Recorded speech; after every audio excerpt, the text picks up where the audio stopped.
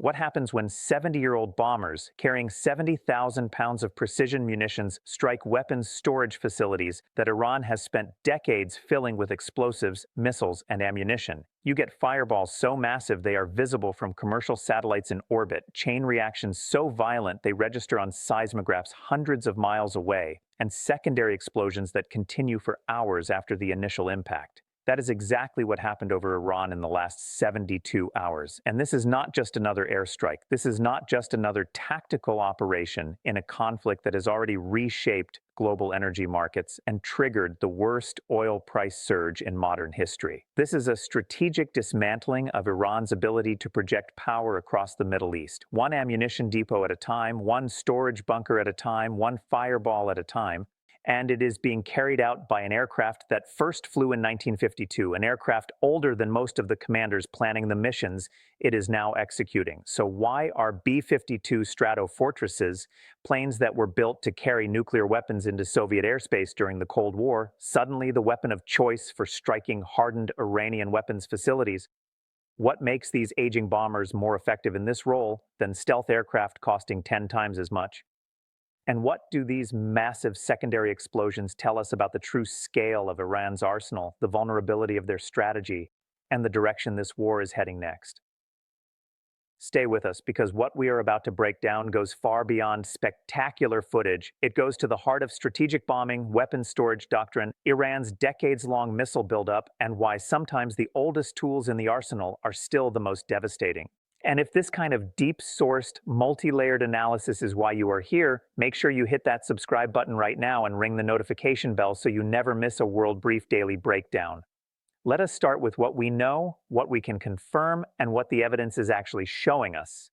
On April 14, 2026, according to reporting from Defense News and confirmed by U.S. Central Command, multiple B-52H Stratofortress bombers conducted precision strikes against Iranian weapons storage facilities across three provinces: Semnan, Kerman, and Bushehr. These were not opportunistic strikes. These were planned, coordinated attacks against high-value strategic targets that U.S. intelligence had been tracking for months, and in some cases, years.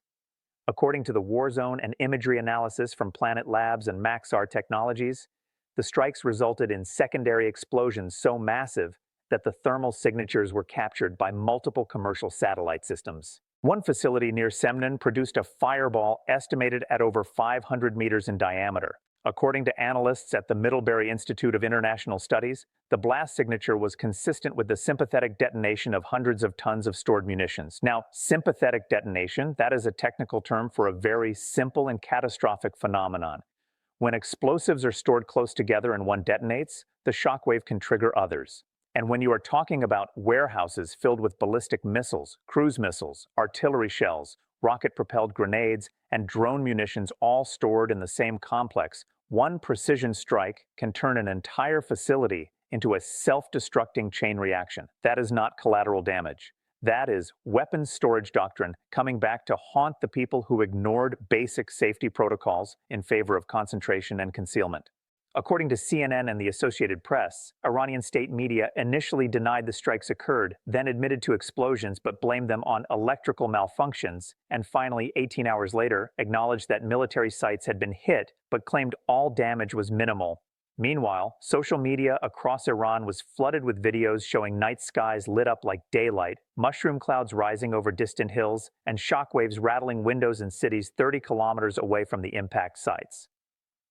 According to the New York Times, Iranian citizens in Semnan reported feeling multiple gendong, seismic shocks, over a 2-hour period following the initial strikes, indicating that secondary explosions continued long after the B-52s had left Iranian airspace. This is not propaganda, this is physics. When you store that much explosive material in concentrated locations and someone with the right intelligence and the right weapons decides to hit it, the results are catastrophic. And that is exactly what U.S. planners were counting on. To understand why this matters strategically, you need to understand the role these facilities played in Iran's broader military posture. According to Jane's Defense Weekly and the International Institute for Strategic Studies, Iran has developed one of the largest and most diverse missile arsenals in the Middle East. Estimates suggest Iran possesses between 2,000 and 3,000 ballistic missiles of various ranges, from short-range Fateh 110s to medium-range Shahab 3s, capable of reaching targets over 2,000 kilometers away. On top of that, Iran produces tens of thousands of rockets, drones, and cruise missiles annually, many of which are stored in facilities exactly like the ones struck on April 14th. These are not just weapons for Iran's own use. According to the Council on Foreign Relations and U.S. Treasury Department reports, Iran has supplied ballistic missiles, drones, and rocket systems to Hezbollah in Lebanon, the Houthis in Yemen, various militias in Iraq and Syria, and Hamas in Gaza.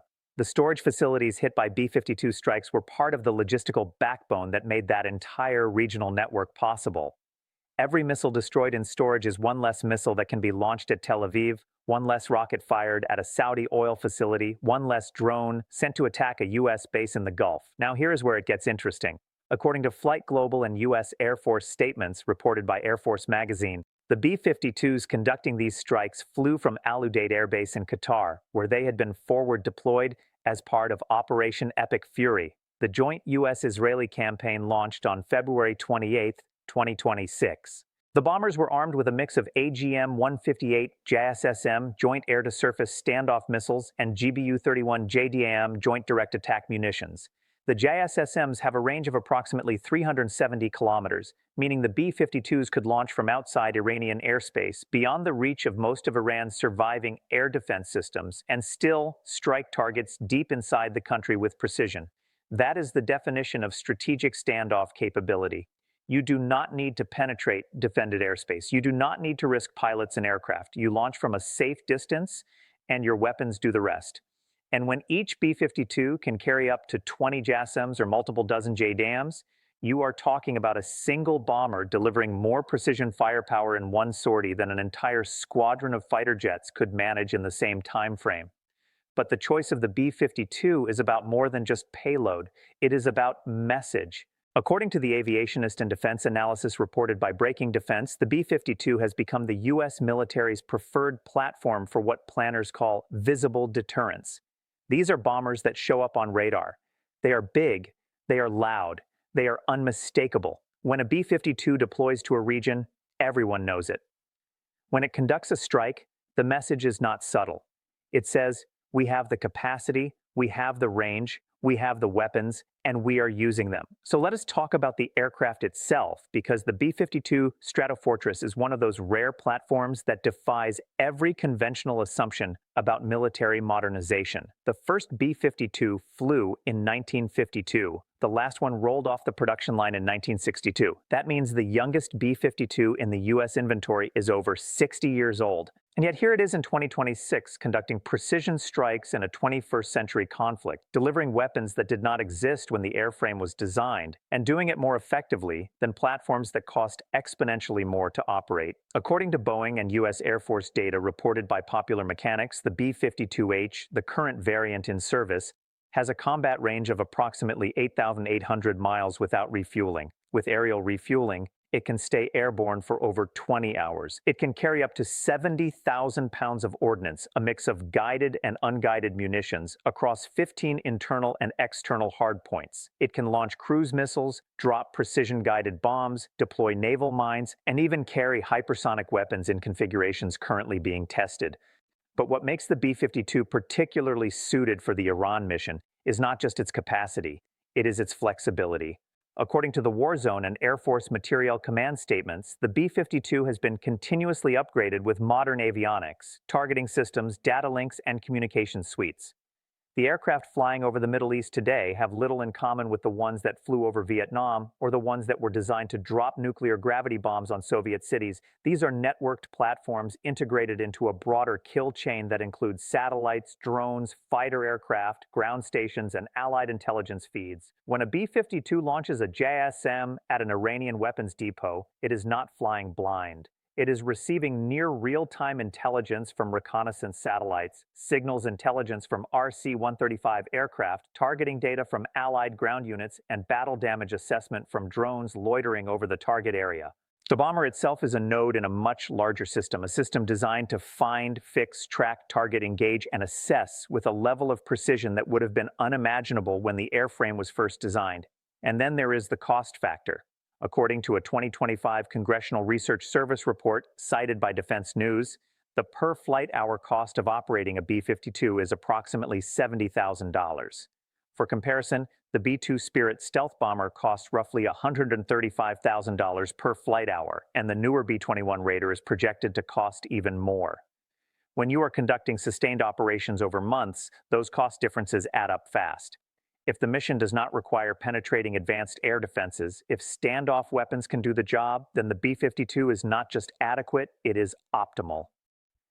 There is an irony at the center of this story that is almost too perfect to ignore. For decades, defense analysts and military futurists have talked about the need to modernize, to invest in next-generation platforms, to retire legacy systems that supposedly belong to another era.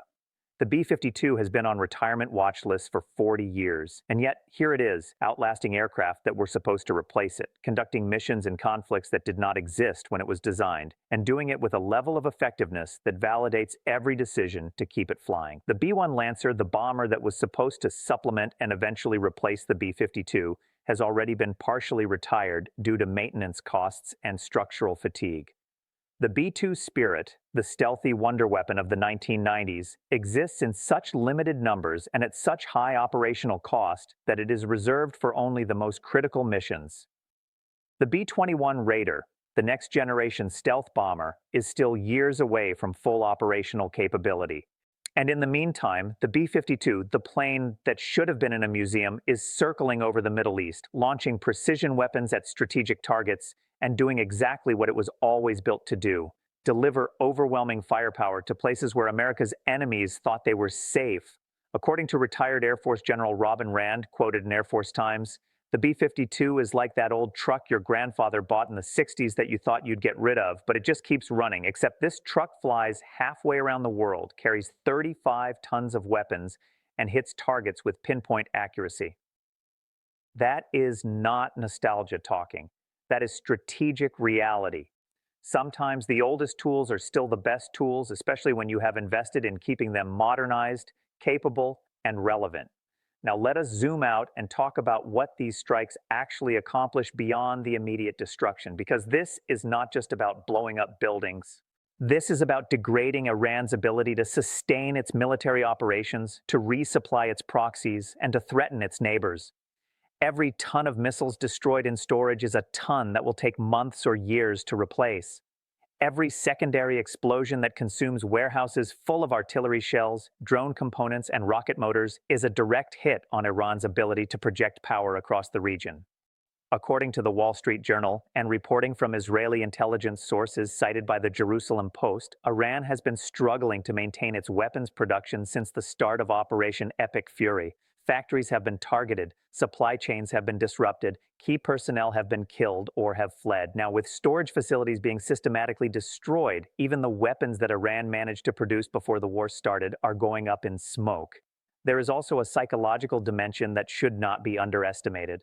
According to Iran experts at the Atlantic Council and the Washington Institute for Near East Policy, the Iranian regime has long used its missile arsenal as a symbol of strength, a deterrent, and a source of national pride. State media regularly shows footage of missile parades, underground missile cities, and launch exercises designed to project invincibility. But when those same facilities start exploding in massive fireballs visible from space, when secondary blasts continue for hours because safety protocols were ignored, when the regime has to explain to its own population why military sites keep detonating like fireworks factories, the narrative of strength starts to crack.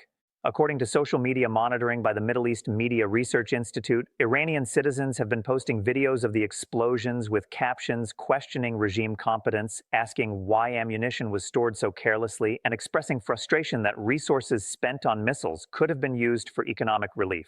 That is not regime change, but it is erosion. It is credibility loss. And in a system that depends on projecting power and control, erosion matters. The strikes also send a message to Iran's regional proxies.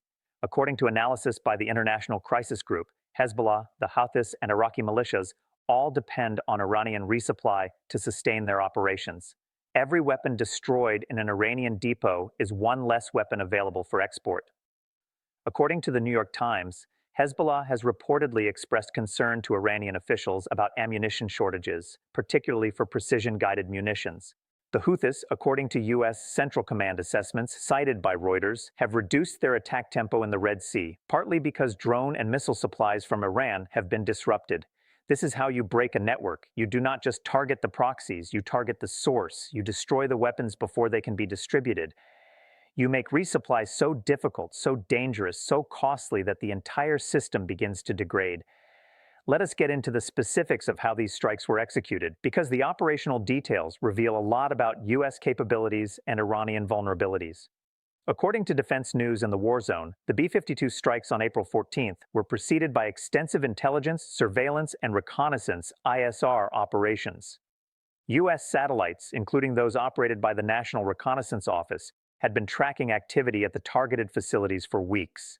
Synthetic aperture radar satellites can penetrate cloud cover and detect changes in facilities even at night.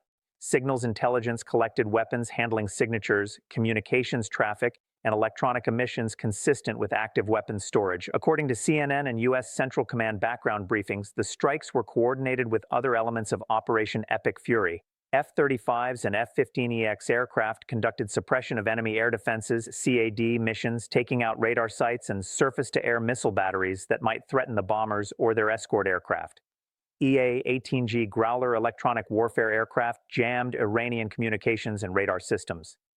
KC-46 and KC-135 tankers provided aerial refueling, extending the range and loiter time of all aircraft involved.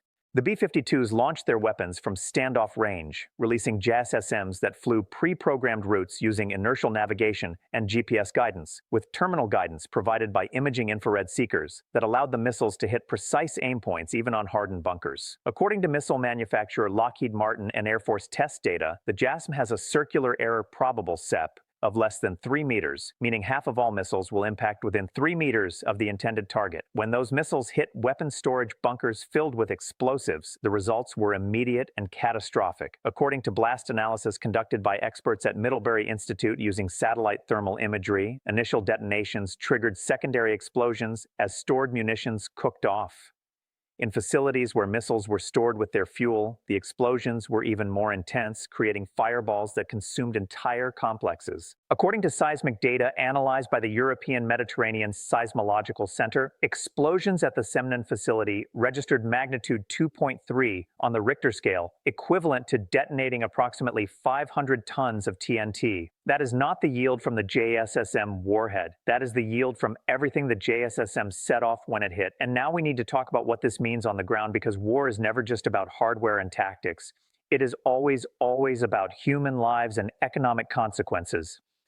According to Iranian media reports monitored by BBC Persian and Radio Farda, the explosions killed at least 40 Iranian military personnel, including members of the Islamic Revolutionary Guard Corps and regular army ammunition handling crews. Local hospitals in Semnan and Kerman reported treating dozens of civilians for injuries caused by shockwaves, shattered glass, and debris.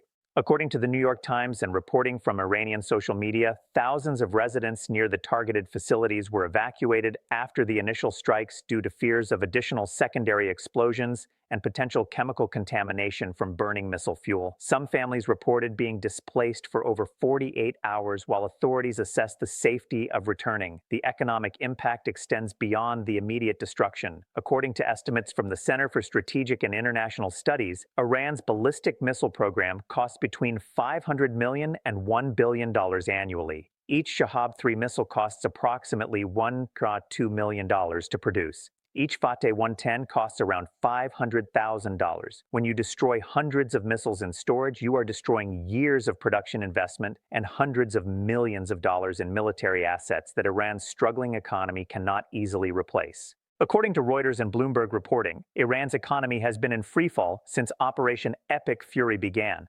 The Iranian rial has lost over 30% of its value. Inflation is running over 50% annually. International sanctions, which had been partially eased under previous negotiations, have been reimposed with additional penalties. According to the International Monetary Fund, Iran's GDP is projected to contract by 8–10% in 2026. And that brings us to the most important question. What does all of this tell us about where this conflict is heading? When you step back and look at the pattern, a clear strategic picture emerges.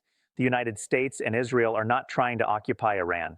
They are not trying to invade. They are systematically degrading Iran's ability to threaten its neighbors, to arm proxies, and to project power across the region. They are doing it with precision strikes on high-value targets. They are doing it with standoff weapons that minimize risk to their own forces.